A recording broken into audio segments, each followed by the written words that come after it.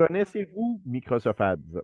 Je vous pose la question parce que, pas plus tard qu'aujourd'hui, j'ai un de mes clients que je lui conseillais là, d'ouvrir sa page Bing Place. Bing Place, là, c'est l'équivalent de Google My Business. Donc, ça permet le référencement local, mais dans tous les moteurs de recherche liés à Bing, donc aussi sur Yahoo, parce que Yahoo n'a plus de moteur de recherche, c'est celui de Bing qui est là.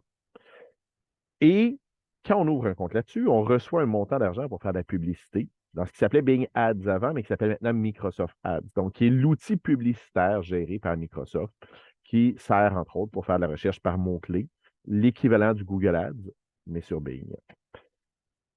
Et l'autre question que je vais poser, c'est ça vaut-tu la peine de mettre de la pub là-dessus? La réponse est ça dépend. Ça dépend. C'est un système d'enchères. C'est sûr que souvent, la clientèle Bing est une clientèle un peu plus âgée, est une clientèle de gens qui sont sur un ordinateur de table ou ça peut être un ordinateur portable, mais on ne parle pas de mobile. Il y a à peu près personne qui va sur Bing sur mobile ou sur tablette. Donc, on a une clientèle souvent un peu plus âgée. Par contre, ben, toujours une question de statistique. Oui, il y a 6 des recherches sur Bing. Oui, il y a 90 sur Google, mais des fois, il y a moins de concurrence sur Bing. Et ça reste qu'il y a des recherches qui se font là-dessus. Petit conseil, si jamais ça vous arrive, essayez de penser votre territoire un peu plus grand que sur Google, parce qu'il y a quand même moins de clics. C'est plus long avant d'aller chercher là, du volume, aller chercher des données, de pouvoir avoir une campagne qui est optimisée.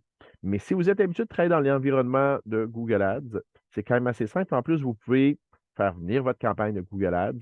Il y a quelques petits ajustements à faire, mais en gros, vous êtes opérationnel rapidement. Même, parce qu'il y a quand même des bons côtés, je dirais le suivi de conversion est plus simple, plus efficace avec Microsoft Ads. Donc, ça vaut la peine de regarder de ce côté-là, ne serait-ce que pour essayer là, le montant gratuit ou le montant qui vous est offert. Là, souvent, je pense que si vous dépensez 300 vous en recevez 600. Ça varie au fil du temps. Donc, testez-le. Puis si à la fin de la promotion, ben, c'est pas intéressant, que ça ne s'est pas traduit en action, en client, ben, arrêtez tout simplement.